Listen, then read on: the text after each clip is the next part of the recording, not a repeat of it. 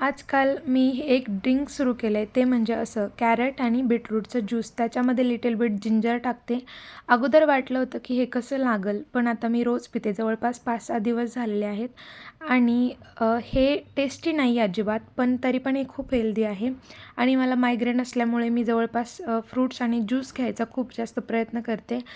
आज मी दुपारच्या जेवणामध्ये बनवलेलं होतं वांग्याचं भरीत आणि इथे आता वांगे स्वच्छ धुवून घेतलेले आहेत. त्यानंतर त्यावर तेल लावून घेतलं आहे आणि आता हे वांगे आपण भाजून घेणार आहोत. आज मी बीटरूट घालून चपाती केल्या होत्या. त्यानंतर इथे वांगे बघू शकता चांगले भाजले गेले आहेत. आता गार झाले की मी याच्यावरचं कवर काढून घेते. आता सर्व कवर काढून झाले आणि वांगे बघू शकता एकदम छान भाजले गेलेले आहेत. अगदी हाताने सुद्धा ते वेगवेगळे होत आहेत. यामध्ये बारीक चिरलेला कांदा टाकते, बारीक चिरलेली कोथिंबीर टाकायची आणि इथे एक फोडणी तयार केली. तेल चांगलं कडक गरम झाल्यानंतर त्यामध्ये लसूण चांगला ब्राऊन करून घेतला आहे आणि थोडंसं तेल गार होऊ दिलं आहे.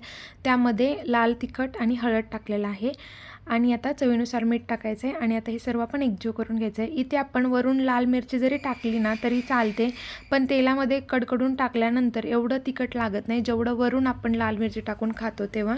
तर मस्त सर्व असं एकजीव करून घ्यायचं आणि आता हे भरीत खाण्यासाठी रेडी आहे. हे होतं जेवण. मस्त वरण भात, बीटरूट चपाती, सॅलड आणि वांग्याचं भरीत. तर आवडलं असेल तर नक्की लाईक करा आणि चॅनलला सबस्क्राईब करा. थँक्यू.